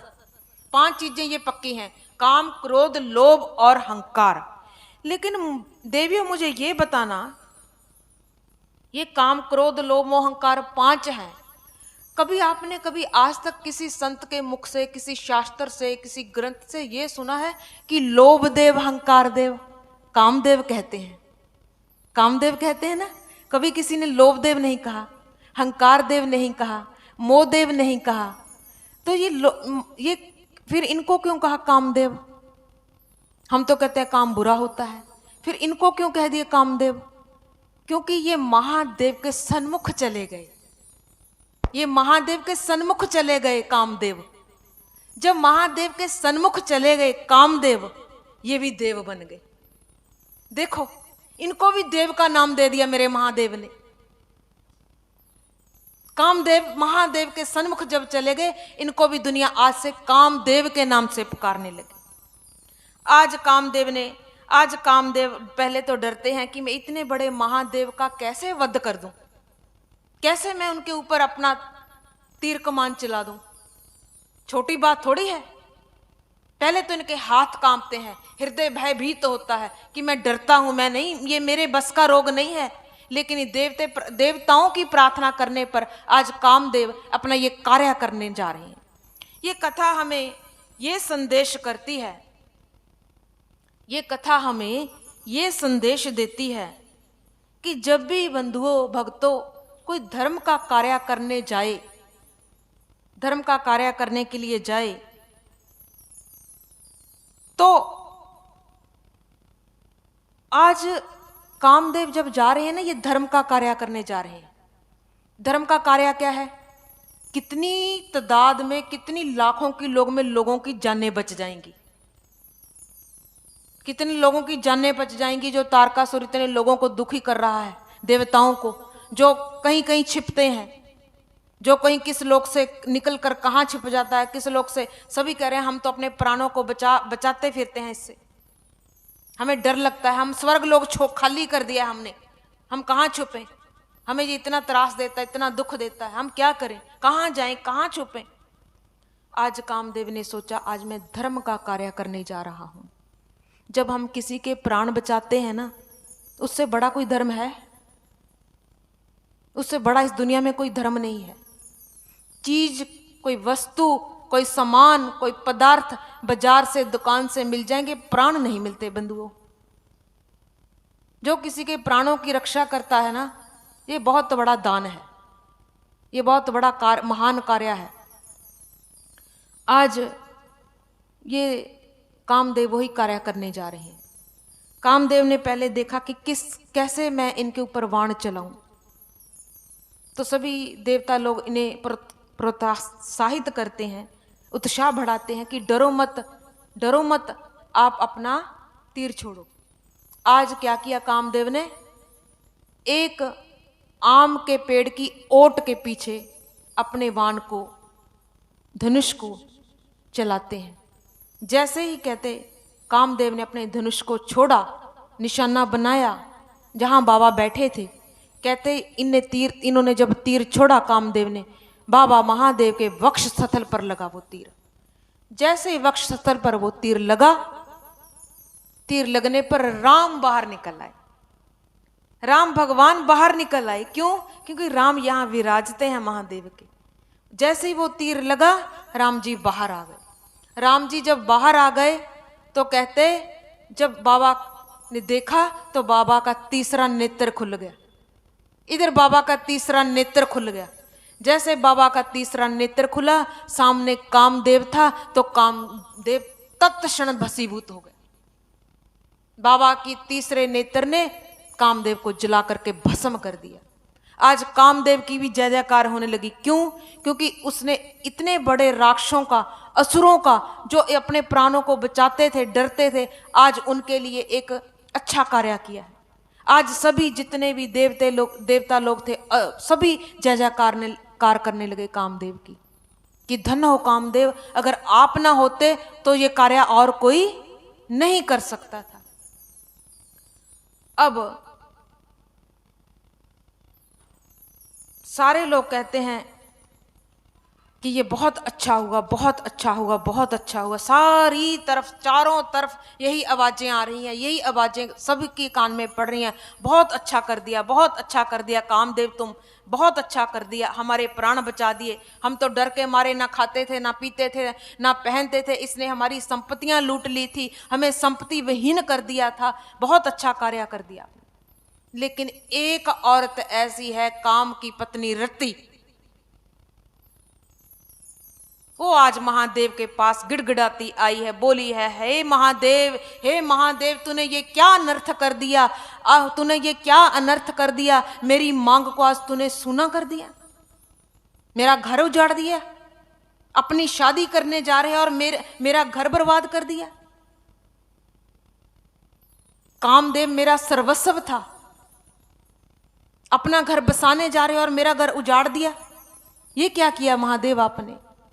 बहुत जोर से चिल्लाई। कहते दोनों हाथों को प्रणाम करती करती महादेव के श्री चरणों में जोर से बाबा के चरणों में पटक दिया। जैसे ही माँ बाबा के श्री चरणों में पटका, जे लाल लाल चूड़ियां टूट गई। माता रति की लाल लाल जब चूड़ियां टूट गई, मांग का सिंदूर बिखर गया, तो माता बहुत रोने लगी, रुदन करने लगी, बहुत आर्त भाव से पुकारने लगी अपने पति को कि अब मैं क्या करूंगी, मैं जिंदा रह करके क्या करूंगी? बाबा कुछ करो, देखो आपने क्या कर दिया, मैं क्या करूंगी अकेली, मैं क्या करूंगी? बाबा कुछ करो, कुछ करो मेरे लिए। रति बहुत विरलाप करती है महादेव के श्री चरणों में बैठकर। जब ऐसा रति विरलाप करती है ना, मेरे बोले बाबा तो बोले बाबा ही हैं, शंकर तो बोले बाबा ही हैं, सारी दुनिया उसको बोले बाबा के नाम से पुकारती है। लेकिन ये बोले भी हैं और भाले भी हैं। बोले उनके साथ हैं जो बोले हैं, भाले तब बन जाते हैं, त्रिशूल तब चलाते हैं जब कोई घोर पाप करता है। तो आज रति जब इतना विलाप करती है, इतना विलाप करती है, इतना रुदन करती है, आर्त भाव से पुकारती है, हे बाबा भोलेनाथ मेरी रक्षा करो, मैं कहाँ जाऊं, मैं अकेली रह गई, मुझे बचाओ, मैं कहाँ जाऊं, मेरी दुनिया लुट गई आज प्रभु, आज मेरी दुनिया लुट गई, मैं कहाँ जाऊं, मुझे ये तो बताओ मेरा स्थान कहाँ है। बाबा ने जब ऐसी दशा देखी ना माता रति की, बाबा के नेत्रों में अश्रु झलक आए, बाबा के नेत्रों में भी अश्रुपात होने लगा। बाबा ने आशीर्वाद दिया, देवी रो मत, देवी मैं तेरे को आशीर्वाद देता हूं, मैं हृदय से तेरे को आशीर्वाद प्रदान करता हूं। क्या कि यदुवंश में जब द्वापर में जब कृष्ण आएंगे, तब यदुवंशियों की कुल में एक प्रद्युम्न होंगे, वो मेरा ही, ये इसी का तेरे पति का ही स्वरूप होगा, तेरे को तब मिलेगा, प्रद्युम्न के रूप में तेरे पति जो हैं तेरे को तब मिलेंगे। मैं तेरे से वादा करता हूं, मैं तेरे को वचन देता हूं देवी, मेरा वादा रहा। लेकिन बंधुओं, ये सोचना, 2 मिनट के लिए कल्पना करना, 2 मिनट के लिए आंख बंद करके, चाहे खुली आंख में कल्पना करना, पति तो अपना आज मर गया है, अगला जन्म किसने देखा है?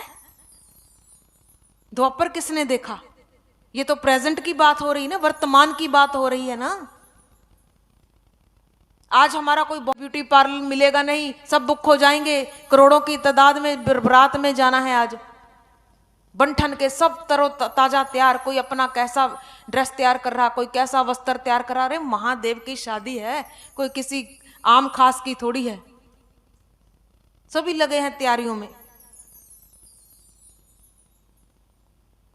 तो कहते जब सभी तैयारियों में लगे, सभी तैयारियों में चले गए, सब औरतें देवते सब तैयारियों में लगे हैं।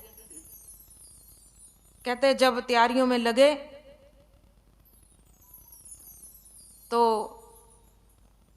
किसी ने पूछा कि बाबा सारी दुनिया जा रही है, कोई ब्यूटी पार्लर जा, कोई किसी के पास जा रहा, कोई किसी के पास रहा, आप कहीं नहीं जाओगे क्या? ऐसे बैठे रहोगे बस ये बसम रमाए? अरे आप दूल्हा राजा हो। लोग तो कहते हैं कि जो दूल्हा होता है वो ज्यादा सज धज के आता है बारात में, वो तो हजारों में तभी लाखों में एक पहचाना जाएगा ना कि ये दूल्हा राजा आया है। आप ऐसे ही चले जाओगे?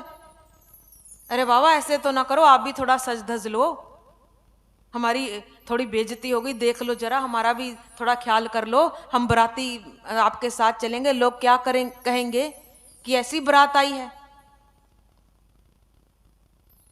बाबा ने कहा कि नहीं मैं नहीं सजूंगा। क्यों नहीं सजेगा बाबा?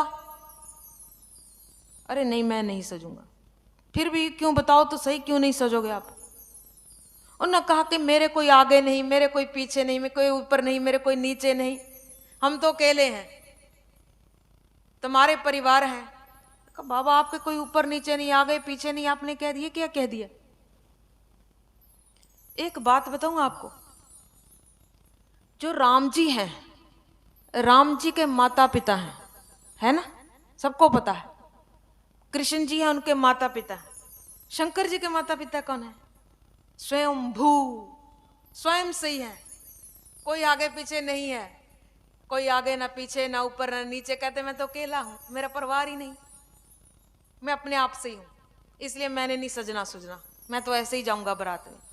कुछ लोगों ने, प्रेमियों ने कह दिया तुम्हारी जैसी मत। नहीं बाबा, नहीं नहीं नहीं पुत्र, चल चल, मैं तेरे को तैयार करती हूं, मैं तेरे को तैयार करती हूं। माताओं कहती धीरे धीरे चालाक होती हैं बहुत। जो बूढ़ी माते हो ना, इनको जिंदगी का तजर्बा बड़ा गजब का होता है, क्योंकि ये धूप में बाल सफेद नहीं हुए, ये तजर्बे से हुए हैं। धूप में बैठ करके ये सफेद बाल नहीं हुए, ये तजर्बे से हुए हैं। माता आपको नतमस्तक करती हूँ, आपके श्री चरणों में मैं कोटि कोटि प्रणाम करती हूँ। मैं तरसती हूँ ऐसी माताओं को देखने के लिए, मेरा हृदय बड़ा खुश होता है। मैं तलाशती रहती हूँ मुझे ऐसी माताएं कैसे मिले, क्योंकि माताओं से कुछ सीखने को मिलता है। अपने बुजुर्ग तो नहीं रहे घरों में, लेकिन हम दूसरों के बुजुर्गों को प्रणाम करें, उनका अदब करें, उनका सम्मान करें, ये भी भक्ति है। तो कुछ माताएं कहती हैं ऐसा है कि हम ना जब बोले बाबा का श्रृंगार करेंगी शादी में, चलो धीरे से इधर देखना जरा, धीरे से स्पर्श करने का ही आनंद ले लेंगे। क्या सेवा ढूंढती हैं माताएं, क्या करेंगे, धीरे से बाबा को स्पर्श करने का ही आनंद ले लेंगे। कोई माता कहती ऐसा है, मैं धीरे से ना जो बाबा की जटाएं हैं ना, उनको अच्छी तरह बांध दूंगी। एक दूसरी बोली बाएं से, अरे तू बांध देगी, मैं ऐसे करूंगी, एक सांप जोड़ दूंगी ऊपर, एक सांप का ऐसे जोड़ करके हम ऐसे बना देंगे कि ये दूल्हे का सेहरा है। आहा, क्या बात है, हम ऐसे बना देंगे बाबा को कि ये दूल्हे का सेहरा है। तीसरी माता उठी और कहती नहीं नहीं नहीं, दूल्हे का सेहरा नहीं। अरे नहीं, मैं तेरे को बताती हूँ बहन, दूल्हे का सेहरा नहीं, मुकुट भी लगता है, मुकुट भी लगता है। अच्छा तो ऐसे है, एक बड़ा सांप लाओ, बड़ा सांप लाओ, चलो मुकुट लगाते हैं बाबा के। तीसरी ने सेवा खोज ली, वो तीसरी बाबा के मुकुट लगाने लगी। वो कहती ऐसा ऐसा सुंदर सांप खोज करके लाओ जिसके ऊपर मणि लगी हो, मणि दूर से चमचमाती हो। और करी वाह, वो तो लाइट का भी काम देगी, एक कम दो, एक पथ दो काज। अरे क्या माताओं का दिमाग है। एक माता कहती है, अरे रे रे रे, ये शेरवानी तो आई नहीं बाबा की, अरे शेरवानी तो आई नहीं, शादी कैसे करेगा। अरे कहीं ड्राई क्लीन तो नहीं गई हुई, पूछ लो कहीं सेवकों को, गणों को पूछो जरा, जो दिन भर रात भर दिन साथ होते हैं, पूछो पूछो, ड्राई क्लीन आई कहीं आई नहीं बस्तर तो। अरे चुप कर बहन, चुप कर, बागंबर है ना, है कर इसके दो हिस्से। वाह, दो हिस्से कर दिए बागंबर के। एक कहती ऐसे करते हैं, आधा बागंबर बाबा के यहाँ पेट की तरफ लपेट देते हैं, एक बाबा के यहाँ कंधों पर लपेट देते हैं, शेरवानी बन गई। क्या बात है, वेरी गुड। बोल शंकर भगवान की जय। नमो पार्वती पते हर हर महादेव। क्या दिमाग लगाया है माताओं ने, है कितनी सुंदर है माता बाबा के भगत। तो कुछ माताएं आ गई, अरे आभूषण नहीं है, ज्वेलरी तो लेकर ही नहीं आए, दुकानें तो नहीं बंद हो गई कहीं ज्वेलरी की। अरे देखो देखो, ज्वेलरी नहीं आई है अभी, खोजो खोजो, गणों से पूछो,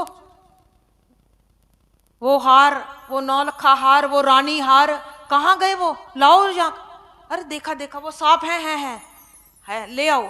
चलो जी, सांप टांग दिए कान में, कुंडल बना दिए। दो माताओं ने कानों में छोटे छोटे सांप लटका दिए, कुंडल बन गए। अरे क्या बात है, बाबा के कुंडल बना दिए। बाबा के कुंडल जब बन गई है, एक कहती नहीं नहीं नहीं कुंडल नहीं, अरे हाथ खाली लगते हैं, शादी में जा रहा है दूल्हा, हाथ खाली लगते हैं, कुछ डाला ही नहीं। और कहती नहीं बहन, नहीं बहन, वो देख कितने सांप बैठे हैं, 6-7, लिया सारा, लिया सारी पटारी खोलते हैं। जैसे ही पटारी खोली, छोटे छोटे सांप निकले, हाथों में चूड़ियों की तरह लपेट दिए। ये बाबा का देखो श्रृंगार कर दिया, लपेट दिए दोनों हाथों में। वो सेवकों ने क्या किया, चूड़ियों का भी काम बना दिया, बाबा के मोटे मोटे कंगन बना दिए, कंगन बना दिए। देखो बाबा के इतने इतने कानों में हो गए, बाहों में हो गए। तो फिर एक आई, मेरे जैसी आई, अब मेरी भी तो बारी आएगी ना भाई, मेरे भी कुछ सेवा करनी है ना। तुमने सबने तो कर ली, कुछ मेरे जैसी भी आई बेचारी एक, अरे मेरे को भी थोड़ी सी सेवा दे दो। हम भी बराती हैं, जाएंगे साथ। चलो मैंने कहा एक मेरी सलाह भी ले लो। हाँ हाँ तू रह गई थी, तू भी सलाह दे दे। अरे पानी बाद में पी लेना, बैठाओ बैठो यहाँ। वो कहती है अरे आप भी सलाह दे दो, इतनी देर से बैठे हो, आप भी तो कुछ बोलो। आप तो बोलते ही नहीं, बड़ा शर्माते हो। तो आप भी तो को कुछ रह गया, देखो जरा दूल्हे राजा को। बिल्कुल ठीक है, बिल्कुल लगता है, बस हो गया कम डन, चले बारात, हो गया। नहीं नहीं नहीं नहीं, अभी नहीं हो, अभी कुछ लगता है खाली खाली है, लगता है अभी कुछ रह गया है बाबा का, महादेव का लगता कोई कमी रह गई है। तो मेरे जैसी एक बोली पाउडर नहीं लगाया, पाउडर नहीं लगाया। अरे बाबा की मेकअप किट कहाँ है, निकालो निकालो बैग से बाबा का मेकअप का सामान। अरे नहीं बाबा, बाबा मेकअप की किट नहीं लगाते, बाबा तो भस्मी लगाते हैं, बाबा तो भस्मी लगाते हैं। बाबा को भस्म का लेप किया। एक माता ने बाबा को नक्शे सिख तक भस्म का लेप कर दिया। जैसे ही भस्म का लेप कर दिया, एक देवी ने बाबा के सभी कैलाश पर इतना आनंदित, इतना नाच रहे हैं, क्या बात है, सभी खुश हैं।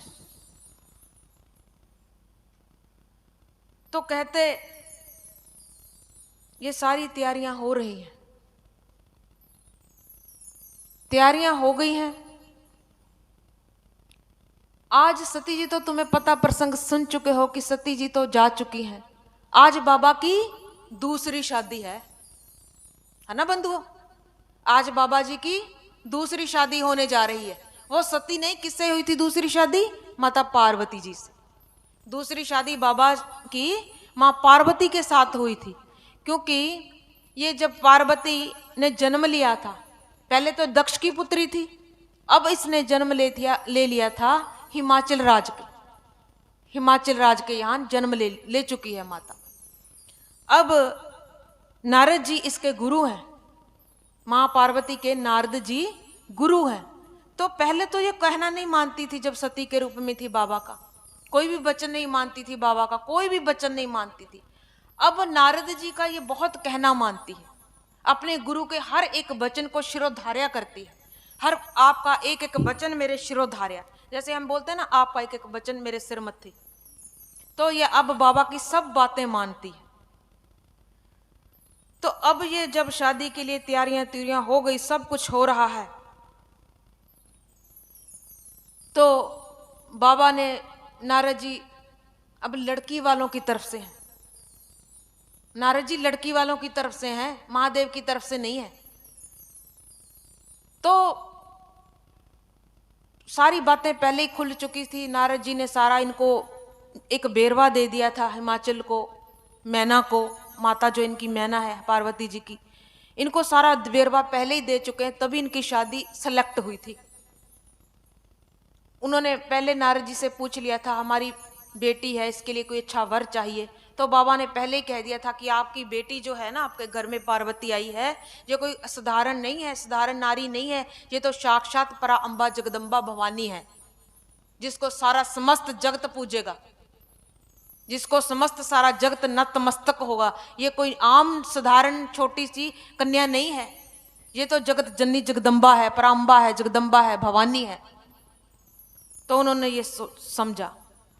तो थोड़ा सा उनके मन में ये आ गया, माता डरती थी कि ऐसा है, इन्होंने कहा था हमें, एक बार माता को याद आ गया कि एक बार हमें नारद जी ने ये कहा था कि जो बाबा है, जब हमने अपनी बेटी का इनको टेवा दिखाया था, एक बार इन्होंने हमें कह दिया था, वो जो इसका पति होगा है, उसका कोई घर नहीं, कोई बार नहीं, वो वस्त्र नहीं पहनता, ऐसे पागलों की तरह, बावरों की तरह फिरता रहता है, पूरे बदन पर वस्त्र नहीं डालता, ये बस विभूति रमाई फिरता रहता है, कभी इधर कभी भांग पीली इधर, कभी भांग पीली इधर, राम राम करता है, कभी बैठ जाता है, कभी समाधि में चला जाता है, बस उसका यही काम है। आज माता के मन में ये बात आई, कहीं ऐसा ना हो मेरी बिटिया जो है, मेरी जो कन्या है, वहां जाकर के हम शादी तो कर लें, खुश भी होगी कि नहीं। देखो देवियों, जब हम अपने बच्चे की शादी करते हैं ना, जब तक वो कार्य संपन्न नहीं हो जाता, तब तक हमारा मन क्या करता रहता है? डगमगाता रहता है, टिकता नहीं है। जब तक उधर से पूरा हमें पूरा, जब तक हमारी बेटी पूरी आके समाचार नहीं सुना देती, हा, माँ तू चिंता ना कर। पिता से आकर के बोलते, पिताजी आप बिल्कुल चिंता ना करो, जो मेरे पापा है ना आपसे भी ज्यादा अच्छे हैं, जो मेरी मैया है ना आपसे भी ज्यादा अच्छी है, आपसे भी ज्यादा मुझे स्नेह करने वाला परिवार मिला है। तब जाके माता पिता को शांति मिलती है, अपने बच्चे को जो आकर के प्रमाण देता है। माता के अंदर भीतर कभी कभी इस बात का संशय है, डरती है, अंदर से थोड़ा डर है कि जैसे नारद बाबा ने कहा था कि तुम्हारा जो जमाता है, तुम्हारा जो दामाद है, उसके चिन्ह लक्षण बताए थे कि वो थोड़ा थोड़ा ऐसा है, अमानी है, वो थोड़ा थोड़ा कोई उसका मान कर दे, अपमान कर दे, उसको कुछ फर्क ही नहीं पड़ता है, वो कोई अच्छे ढंग से बस्तर नहीं पहनता। मतलब ऐसा क्या करेंगे, मेरी इतनी प्यारी कोमल सी बिटिया कैसे रहेगी उसके साथ। बारात की तैयारियां हो रही हैं, मन कहां चला गया माता का। तो माता कहती चलो कोई बात नहीं, हम ईश्वर पर छोड़ते हैं। हम भी ये सोच विचार करके घरों में आखिर क्या करते हैं, हम कहते हैं हम तो कुछ बेचारे नहीं कर सकते, जैसे भगवान को अच्छा लगेगा वो होगा, हम फिर ईश्वर पर छोड़ते हैं। सभी का यही है। आज बाबा की बारात कैलाश से निकलने वाली है, सभी तैयारियां शुरू हो गई, सभी ने अपने अपने वाहनों को जोड़ लिया। विष्णु बाबा तैयार हैं, ब्रह्मा जी तैयार हैं, इधर इंद्र का रथ हो गया, 33 कोट देवी देवता सब अपने अपने स्थानों पर खड़े हैं, पंक्तिबद्ध सभी चलने वाले हैं। बाबा ने सबको कह दिया ऐसे करो, आप आगे आगे चलो। दूल्हा कहता मैं पीछे आऊंगा। वैसे बारात का नियम क्या होता है, दूल्हा आगे होता है कि पीछे है जी? आगे होता। बाबा यहां विपरीत काम कर रहे हैं। बाबा कहता मैं पीछे चलूंगा, आप सारे आगे आगे चलो। मैं पीछे चलूंगा, आप सारे आगे आगे चलो। देखो बाबा के मन में क्या बात है, क्यों कह रहे हैं सबको आगे आगे चलो। तुम्हें पता है ये राज की बात क्या है? ये राज की बात ये है, बाबा भगवान जो विष्णु है ना, उनका सम्मान कर रहे हैं। बाबा भगवान विष्णु का सम्मान करके ये बात कह रहे हैं कि बाबा विष्णु को कह रहे हैं कि आप आगे आगे चलो, ब्रह्मा जी को कह रहे हैं आप आगे आगे चलो, इंद्र को कह रहे हैं आप आगे आगे चलो, मैं पीछे पीछे आऊंगा। क्यों? बाबा कहते हैं जो मेरे गुरु है ना वो आगे ही चाहिए। हमारे जीवन में अगर गुरु आगे होंगे ना तो हमारी जिंदगी में कभी दुख नहीं आएगा। कितना बड़ा दुनिया वालों को, जगत वालों को बाबा भोले शंकर ने संदेश दिया है कि ए दुनिया के लोगों, अगर कोई शुभ कार्य करने चलो ना तो पहले गुरु को आगे रखना। बारात में भी कहा कि गुरु को आगे रखो, गुरु पहले जाएंगे। बाबा विष्णु पहले चले हैं, फिर उसके बाद ब्रह्मा जी हैं, फिर इंद्र हैं, फिर दूसरे 33 कोट देवी देवता हैं, सभी जा रहे हैं। इसके बाद बाबा हैं, बाबा के बाद बाबा के गण हैं, फिर सेवक हैं, ऐसे सब पंक्तिबद्ध सब चले जा रहे हैं। बाबा नंदी पर भी बैठे हैं तो पीठ इधर करके बैठे हैं, मुख नहीं आगे किया। देवियों पता है ना, बाबा ने पीठ इधर कर ली थी, उल्ट कर ली थी। क्यों कर ली थी? अपने गुरु की तरफ कभी पीठ नहीं करनी चाहिए। दुनिया के लोगों, एक जगत वालों, जरा समझ ले लेना, कभी अपनी बाबा के आगे, कभी अपने इष्ट के आगे, कभी अपने गुरु के आगे कभी पीठ करके नहीं चला करते। बाबा ये दुनिया के लोगों को समझ देते हैं, सीख देते हैं, एक बुद्धि हमें प्रदान कर रहे हैं। आज सभी चल रहे हैं, जैसे ही बारात चलती है सभी नाच रहे हैं, सभी गा रहे हैं। आज हम भी बोले बाबा की बारात में जितने बैठे हैं, हम भी तैयार बैठे हो, चलिए। सारी क्रिया भी तो तेरे लिए ही करेंगे ना। जो भगवान के दर पर नाचते हैं ना, वो दुनियाओं के दर पर नहीं भटकते। एक तो ये पक्की बात है। एक मेरी साध्वी, मेरी एक गुरु बहन है वृंदावन में, वो हमेशा कहा करती है अपने प्रवचन में, कहती है जो भगवान के दर पर नाचता है ना, वो कभी डॉक्टरों की दहलीज पर नहीं जाता और कभी कोर्ट कचहरियों की धूल नहीं चाटता। ये साध्वी का कहना है। और मैंने भी इस बात को सच में भीतर से अनुभव किया है। इसलिए देवियों आपसे मैं सच कहती हूं कि जब भी ऐसा वक्त आए खुलकर नाचा करो भगवान के नाम पर। लगाओ जी। कभी शाम बन के चले आना प्रभु जी चले आना, कभी राम बन के कभी श्याम बन के चले आना प्रभु जी चले आना।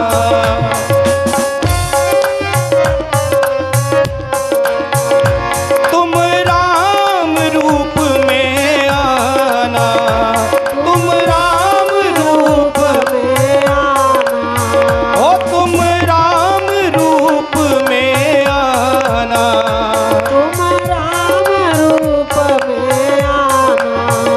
सीता साथ लेके धनुष हाथ लेके चले आना प्रभु जी चले आना, कभी राम बन के कभी श्याम बन के चले आना प्रभु जी चले आना।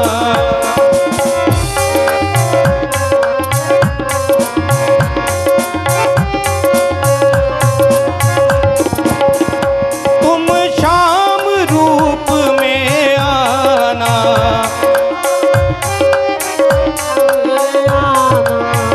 ओ तुम श्याम रूप में आना, तुम श्याम रूप में आना। राधा साथ लेके बांसुरी हाथ लेके चले आना प्रभु जी चले आना, कभी राम बन के कभी श्याम बन के चले आना प्रभु जी चले आना।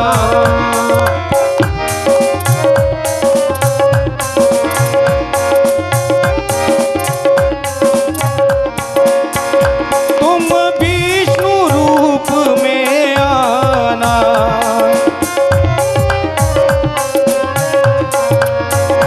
तुम विष्णु रूप में आना,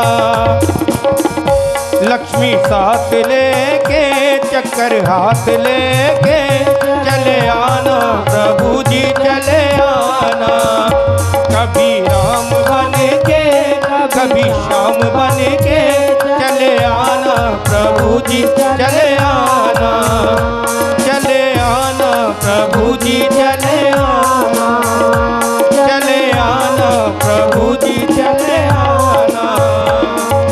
बोलो शंकर भगवान की जय।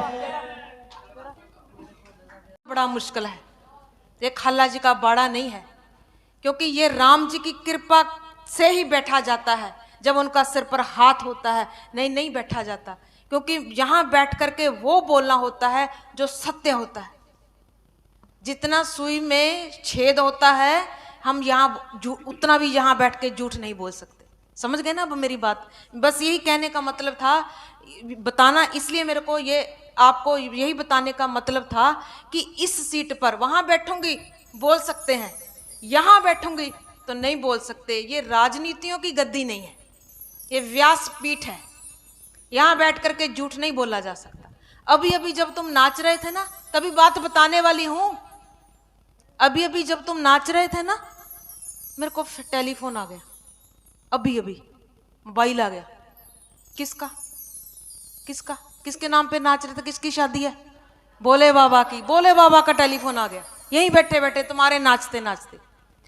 अच्छा, आप जो नाच नहीं सकते, जो देवियां मेरी माताएं, वो ऐसे मन में मायूस नहीं होना कि वो नाचते हम नहीं नाच सकते। तुम्हारा दिल नाचता है, तुम्हारा दिल नाचता है। ये मायूस नहीं होना कि हम खड़े नहीं हुए, हम नाचे नहीं, हमारी हाजिरी नहीं लगी। तुम्हारा दिल नाचता है। तो जब महादेव का भी फोन आया ना मेरे को, मैं आपको देख रही थी, इधर मेरी कॉल आ गई। जब मुझे कॉल लगी, बाबा मेरे से बात करने लगे। बाबा क्या कहते हैं? अभी अभी मैसेज दे गए। मैं कहा हाँ जी बाबा जी, क्या बात है? बाबा कहते ये देवियां, सुनो बड़ी गौर की बात है। बाबा कहते ये देवियां नाच रही हैं। हाँ, मैंने कहा हाँ बाबा नाच रही हैं। तो ये देवियां ऐसी हैं कि अपने पिता के शादी पर नहीं कभी नाची। सच्ची है ना? सच्ची मैसेज आया ना? देवियां जितनी नाच रही थी, अपने पिता की शादी पर ये बेचारी नहीं नाची।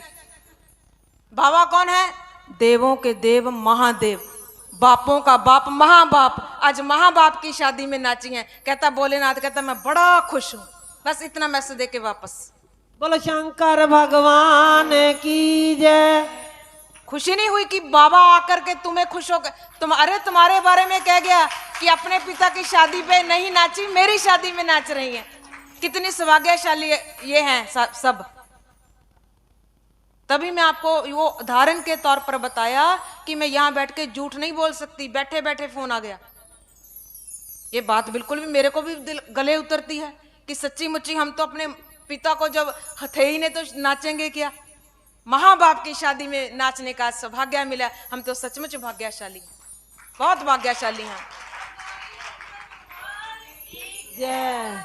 आज आपको एक और बात कह दूं, ये ज्ञान यज्ञ है, ये राम ज्ञान यज्ञ है। ये राम जी की कृपा से हुआ, ये उनका कॉल है तभी हम यहाँ किया है, ऐसे नहीं किया। राम जी की कॉल आई है अयोध्या से।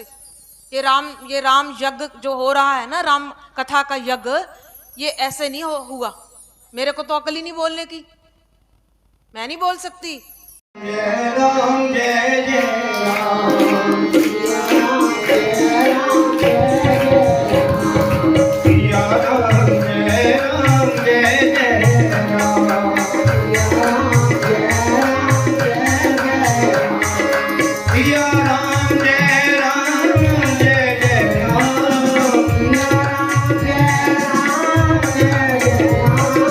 सिया राम जय राम जय जय राम, सिया राम जय राम जय जय।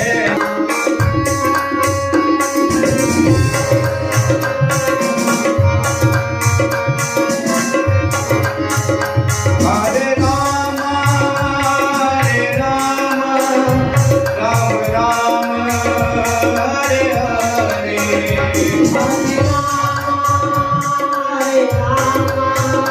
राम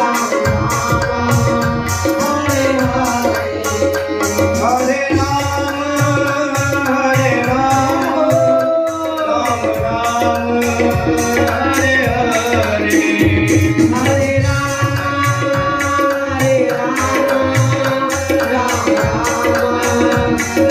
हरे, सिया राम जय राम जय जय राम, सिया राम जय राम जय जय राम, तेरी आरती गाऊं हे राजा राम, तेरी आरती गाऊं,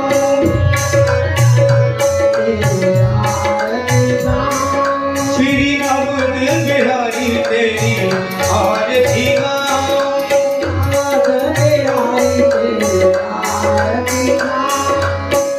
आरती गाऊं रघुबर कोई जाई, आरती गाऊं,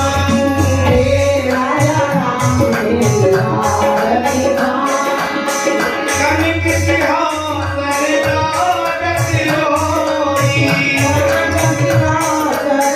राजत रोई, कनक सिंहासन